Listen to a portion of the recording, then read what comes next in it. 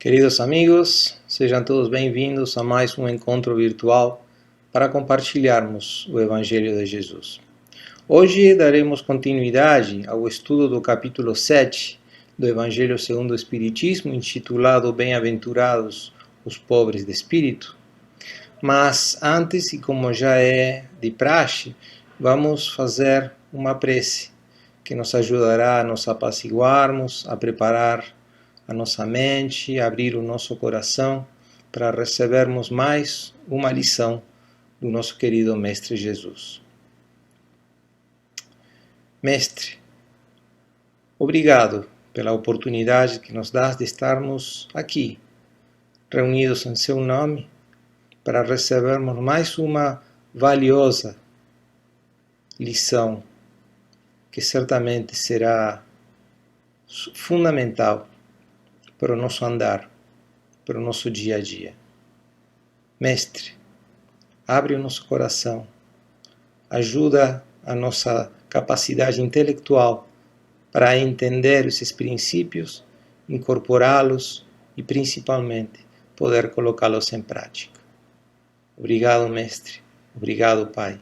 Fiquem conosco, hoje e sempre.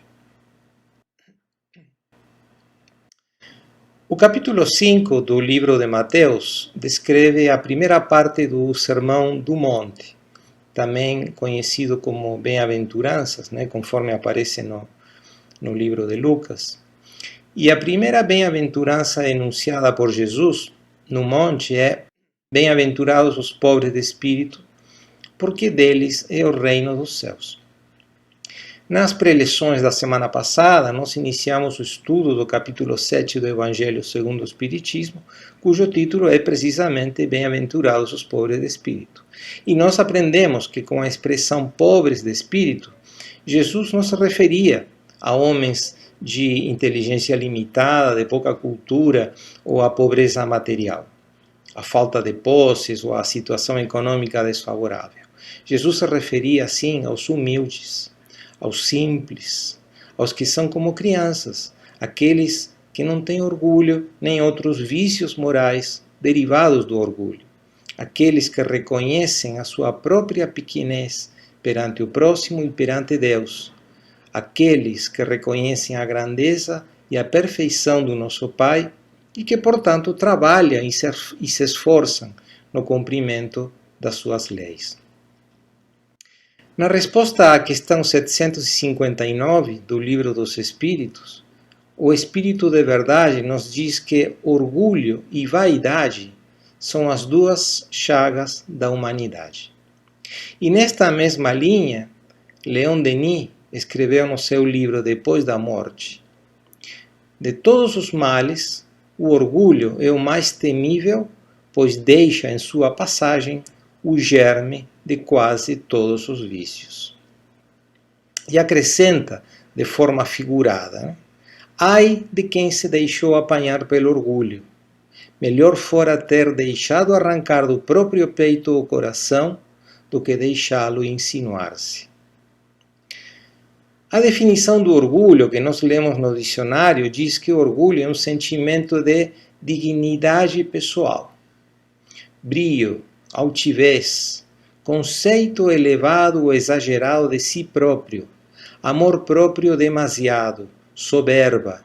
Então, em poucas palavras, o orgulho reflete uma autoavaliação sobredimensionada das características do indivíduo que faz essa avaliação em relação aos semelhantes. Quais são as causas do orgulho?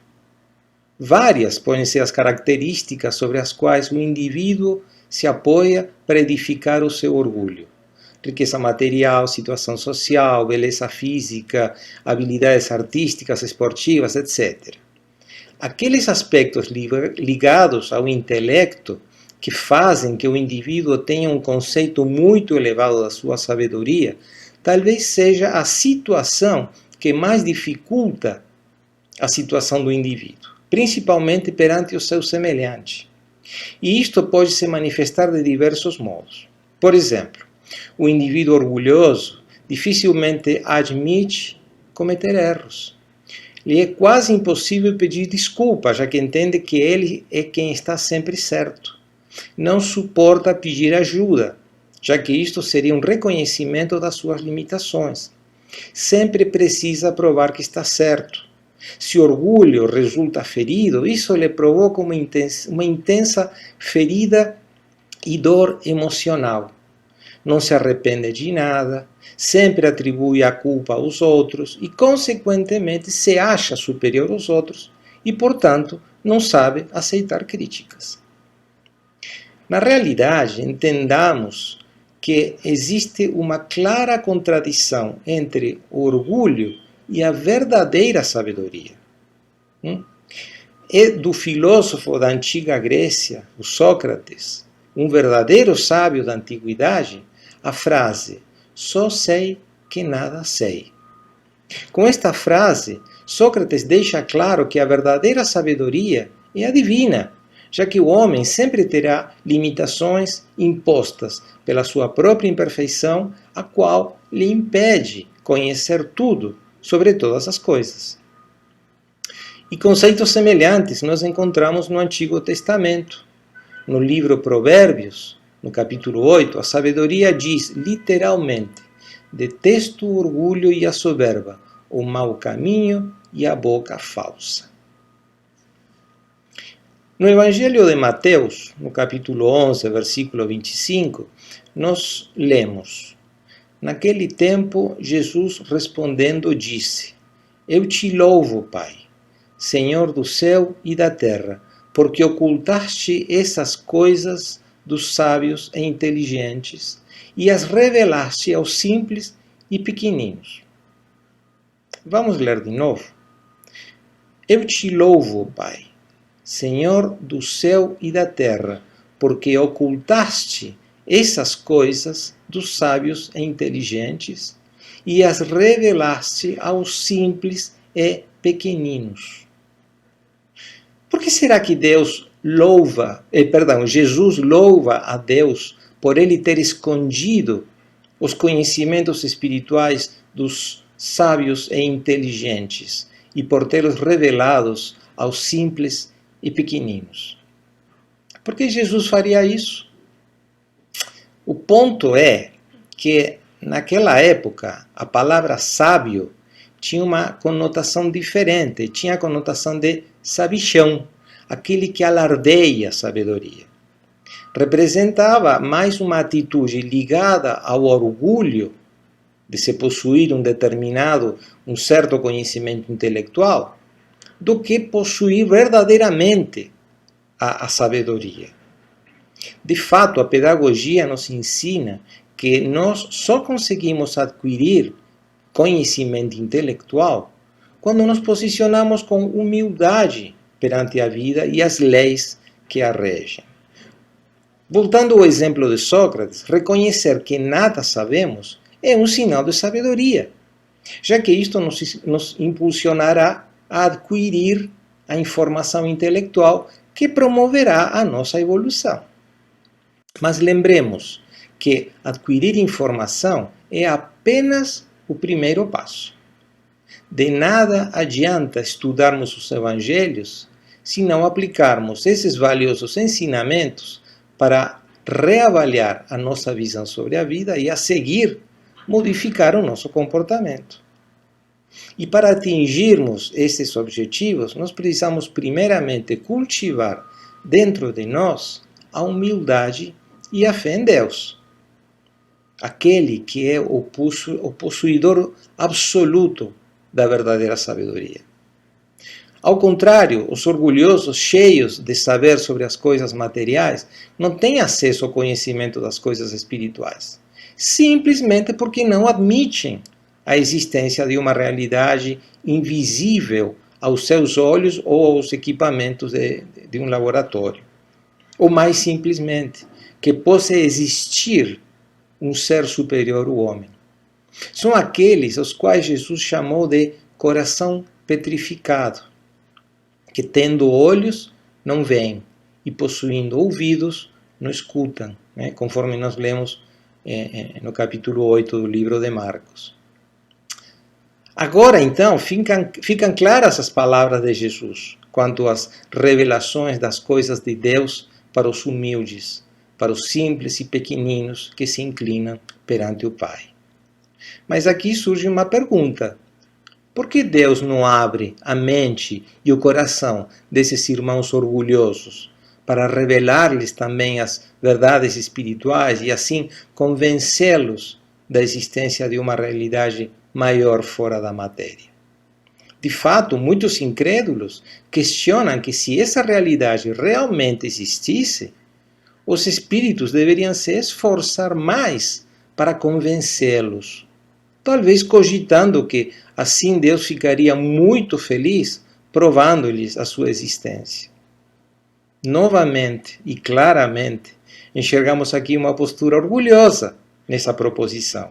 E a resposta a este ponto é dada pela existência do livre-arbítrio. O poder de Deus se revela tanto nas pequenas como nas grandes coisas, e ele não esconde a sua luz de ninguém, mas, ao contrário, a derrama por toda parte. Ainda mais, nós vemos diariamente muitos irmãos recusarem as evidências e até mesmo dizer, mesmo vendo, não acredito, porque eu sei que é impossível. Ou seja, a causa dessa cegueira é orgulho. E dessa forma, não adianta nada oferecer-lhes a luz. Primeiramente, é necessário curar a cegueira. Não será Deus quem vai abrir-lhes os olhos à força, já que isto seria uma violação do livre-arbítrio e, portanto, da sua lei divina, né? Da lei de liberdade. Já chegará a vez deles, porém, para poder enxergar a luz, é necessário primeiro vivenciar as consequências da escuridão.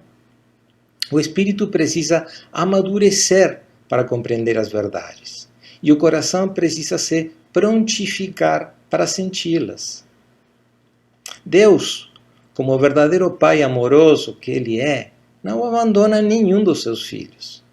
Mais cedo ou mais tarde, os olhos vão se abrir, mas o Pai quer que o façam de vontade própria. Então, quando estiverem cansados das vicissitudes, dos sofrimentos que são decorrentes da incredulidade, da escuridão, eles finalmente irão ao encontro dos braços do Pai. E assim como o filho pródigo, vão lhe pedir perdão. É necessário reconhecer que Deus, e não o acaso, é a causa primeira de todas as coisas. E certamente isto vai de encontro ao orgulho. Deus e os espíritos superiores não podem ser agentes da vontade dos orgulhosos, se submetendo às suas exigências. É a lei natural ou a lei divina a que determina as condições, e não ao contrário, ou seja, não é a lei divina que se submete à vontade dos incrédulos e os orgulhosos. Aqueles que têm acesso às verdades espirituais é porque reconhecem as leis divinas e já deixaram para trás as mazelas do orgulho e aceitaram Deus como Pai amoroso.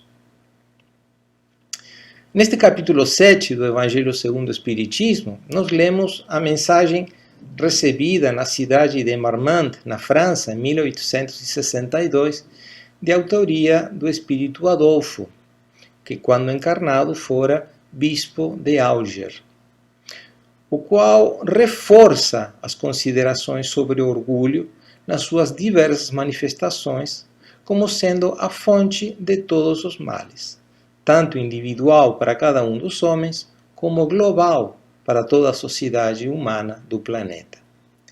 Este instrutor nos explica que o orgulho é indulgente com aquelas atitudes que o alimentam, como, por exemplo, a tolerância com os vícios que habitualmente desenvolvem os ricos e poderosos, de forma paralela à indiferença ou até mesmo desprezo de frente a um humilde trabalhador.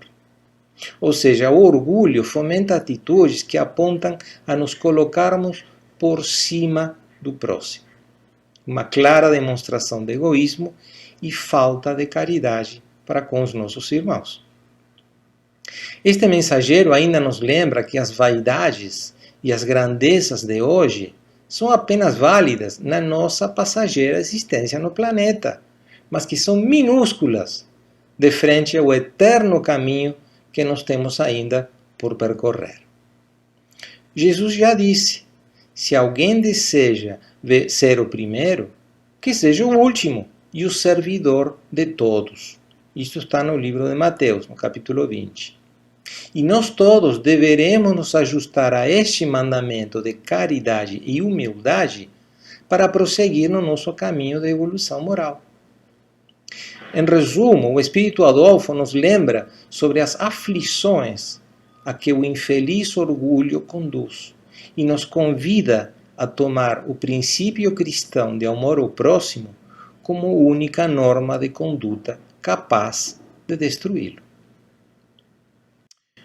Como já falamos, uma das faces mais obscenas do orgulho é aquela relacionada às vantagens intelectuais e que aquele que emprega para prejudicar o seu irmão faz uma leitura equivocada da sua inteligência. O espírito protetor Ferdinando, na mensagem recebida na cidade de Bordeaux, na França, em 1862, nos recomenda que não nos orgulhemos por aquilo que sabemos, porque este saber tem limites bem estreitos no mundo que habitamos.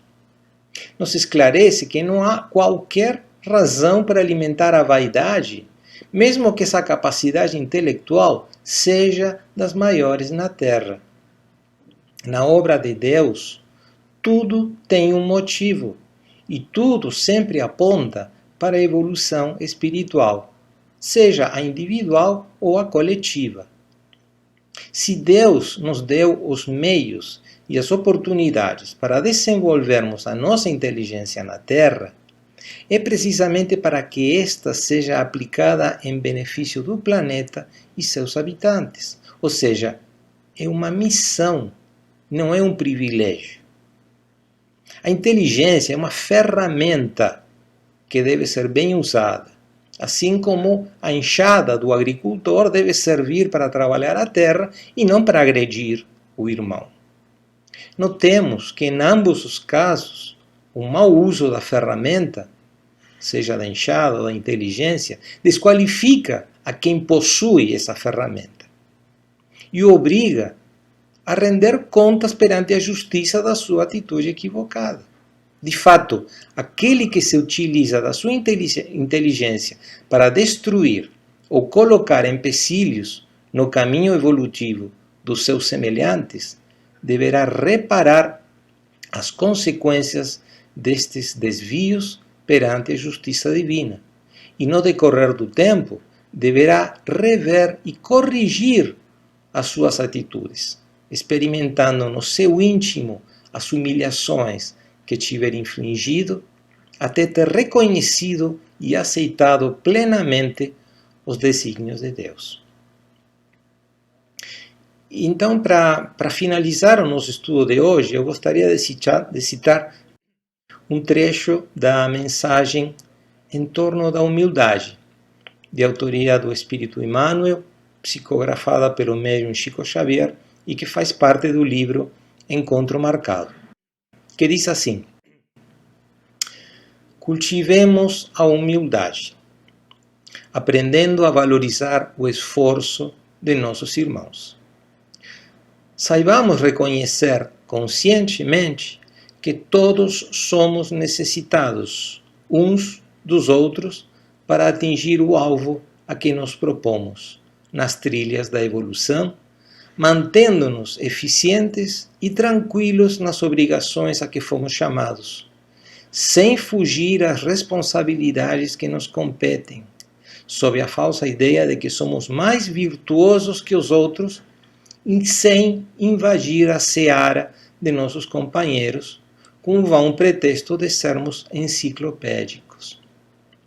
Humildade não é omitir-nos, e sim conservar-nos no lugar de trabalho em que fomos situados pela sabedoria divina. cumprindo os nossos deveres, sem criar problemas e oferecendo à construção do bem de todos o melhor concurso de que sejamos capazes. Então, meus amigos, peçamos a Jesus que a sua luz ilumine sempre os nossos passos e que nos ajude a sermos aquelas criancinhas simples e pequenininhas, capazes de enxergar as verdades espirituais, para que possamos humildemente contribuir na sua divulgação e, principalmente, exemplificando com o nosso comportamento em linha com os divinos ensinamentos do Cristo. Então, para finalizar o nosso encontro, depois de termos falado sobre uma divina lição do Evangelho de Jesus, aproveitando essa sintonia que nós estabelecemos com a espiritualidade superior, e convido a todos para que façamos a nossa habitual vibração. Então, mentalizando a figura radiante do nosso querido Mestre Jesus, sentindo os seus eflúvios de amor, vamos também nós externar o nosso amor, primeiramente pelos nossos familiares. Vamos vibrar por eles com muito amor, com muito carinho. Vamos apertá-los fluidicamente contra o nosso peito. Vamos vibrar por eles.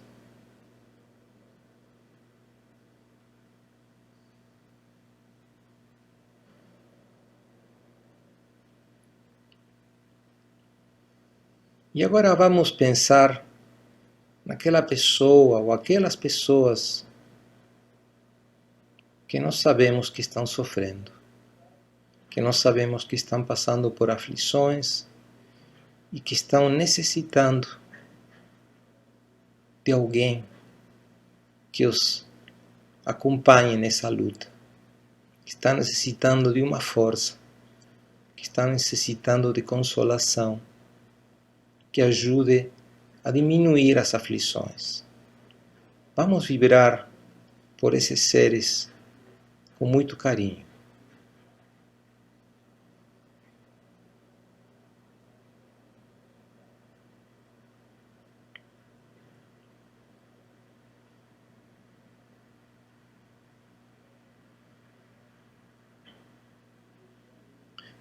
E agora vamos vibrar de uma forma mais ampla pela nossa cidade, pelo nosso país, pelo nosso planeta, que está passando por situações difíceis em termos de saúde, em termos de guerras. Vamos vibrar por aqueles irmãos que estão diretamente afetados por doenças, pelos flagelos da guerra. Vamos vibrar para que aqueles que têm a capacidade de evitar esses desmanes, esses males, possam refletir e reverter essas ações em favor do próximo, amando o próximo, como Jesus nos ensinou. Vamos vibrar com muito amor.